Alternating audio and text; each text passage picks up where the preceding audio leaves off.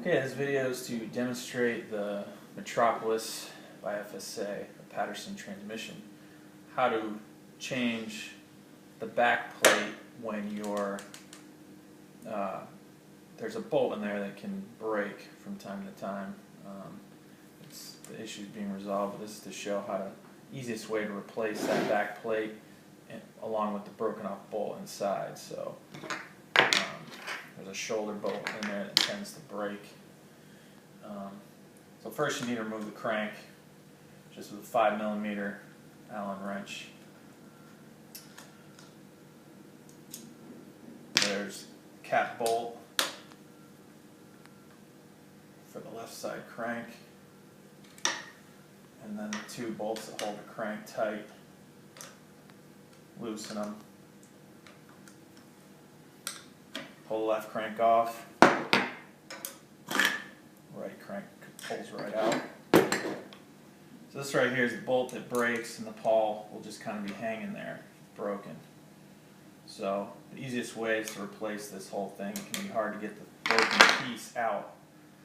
So that's what we're going to do. We're going to remove that, and what you're going to need is a 1.5 mm wrench to first get the set screws out. There's 2 set screws, and you got to find them. If there's grease in there, you got to kind of dig for them. They're in between the cup notches. So there's one.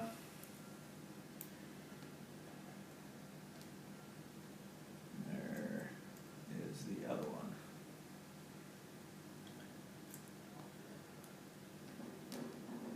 So now you can remove the plate with a 8-sided cup removal tool.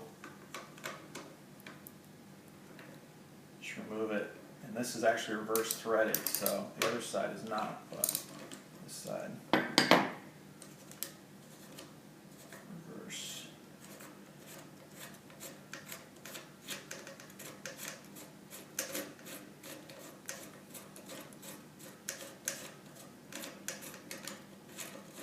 There's a flat washer behind this that you need to remember to put back in.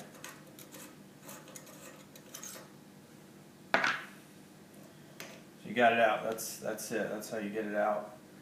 So when you have the new one in hand, you want to swap over any parts that your new one does not have that your old one did have, if they're not identical. So in this case, we're going to show if it has the optional cable stay, that's got to get swapped over. So it actually goes in this hole. So swap that over to your new plate.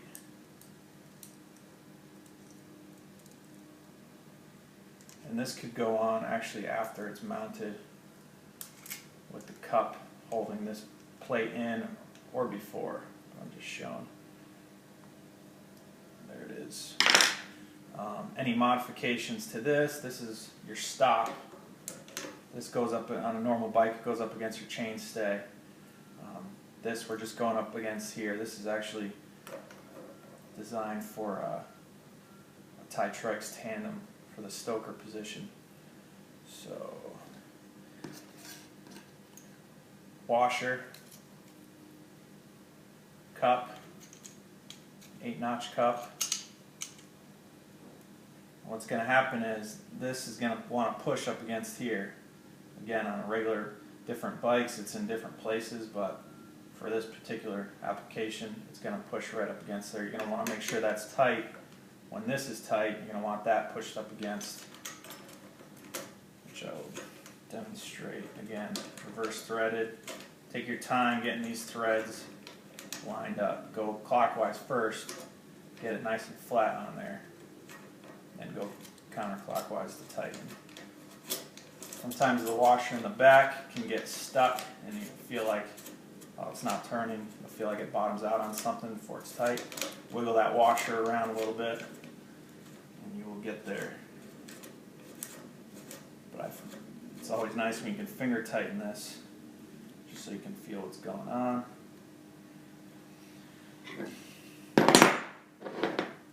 So FSA provides this little tool to grab on to hold this back plate tight up against, so the stop is tight up against here. So actually I kind of missed it.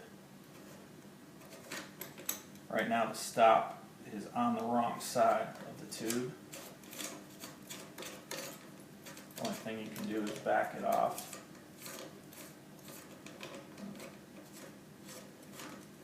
Get it to where it's supposed to be.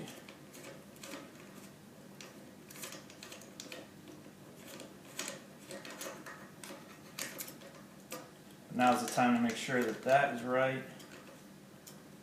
Or what can happen is you get the whole thing all set up and you realize it's not even in the right spot. That is important, because the cable's going to come off at the wrong direction.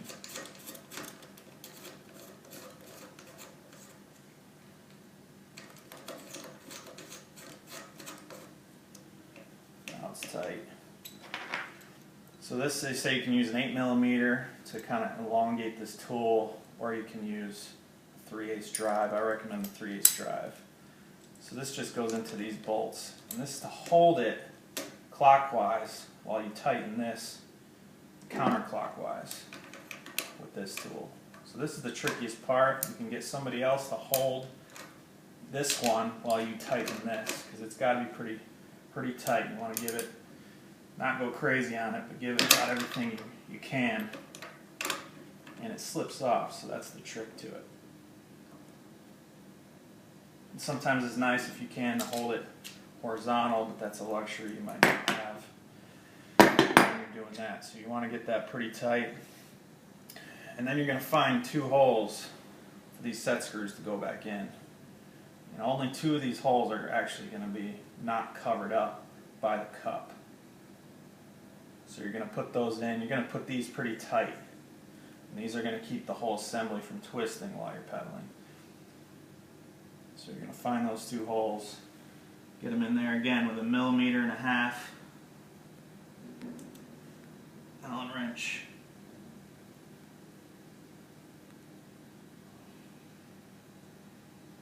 I'm not going to tighten them right now and torque them down, but you get the idea. A little grease on this if it needs it.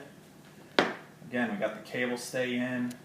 We got this, we check this to make sure it's tight up against the frame so it's not going to twist later on. It's going to stay put. And you can put the crank back in. Right side crank, give it a little twist to get it. Other side. And you can't see behind, but there's the cap. It's got the torque setting written right on it. So you're going to put the cap in first and torque that before you do the 2 other bolts. They're facing opposite directions. You're going to want to go back and forth. So snug one, go back to the other one, snug that one, go back and forth a couple times till you reach the full torque. The torque is written, if you're not sure, don't really have a feel for how much torque that's it's written right on the crank. So at that point you need to reattach your cable, which I didn't mention in the beginning. Obviously the cable needs to be removed in order to remove that whole plate. So make sure your thumb or your shifter position is in the closed position, and run your cable through and tighten it in the way it was. And there's really no adjustment to that cable, it's just 2 gears, and you should be good to go. And again, that's how